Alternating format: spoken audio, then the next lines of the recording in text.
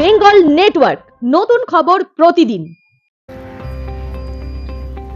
রাজ্য সরকারের সিদ্ধান্ত অনুযায়ী পয়লা বৈশাখের এই দিনে উত্তর চব্বিশ পরগনা জেলা তথ্য ও সংস্কৃতি দপ্তরে উদযাপিত হল বাংলা প্রতিষ্ঠা দিবস বা বাংলা দিবস। নানান সাংস্কৃতিক অনুষ্ঠানের মাধ্যমে বাংলার সংস্কৃতিকে তুলে ধরতেই এই অনুষ্ঠানের আয়োজন করা হয়েছে এই দিন। এই অনুষ্ঠানে উপস্থিত ছিলেন উত্তর চব্বিশ পরগনার জেলা শাসক, অতিরিক্ত জেলা শাসক, বারাসাত জেলা পুলিশের পুলিশ সুপার, এসডিপিও বারাসাত এবং জেলা ও তথ্য সংস্কৃতি দপ্তরের আধিকারিকরা।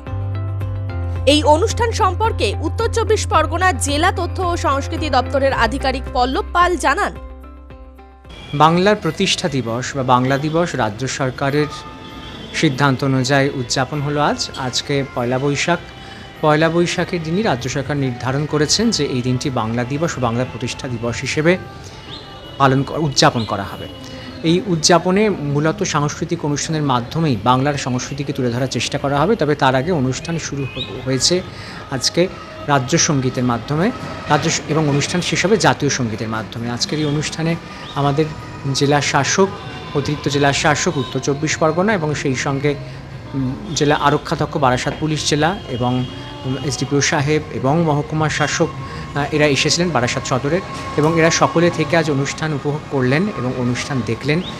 এই অনুষ্ঠানের মাধ্যমে একটাই বার্তা, বাংলা সংস্কৃতিকে তুলে ধরা এবং বাংলার এই প্রতিষ্ঠা দিবস বা বাংলা দিবসেরকে উদযাপন করা যথাযথ মর্যাদায়, সেটারই আজ আয়োজন করা হয়েছিল জেলা তথ্য সংস্কৃতি দপ্তরে। আমি পল্লব পাল, জেলা তথ্য সংস্কৃতি আধিকারিক ভারপ্রাপ্ত, উত্তর চব্বিশ পরগনা। আপনারা দেখছেন বেঙ্গল নেটওয়ার্ক।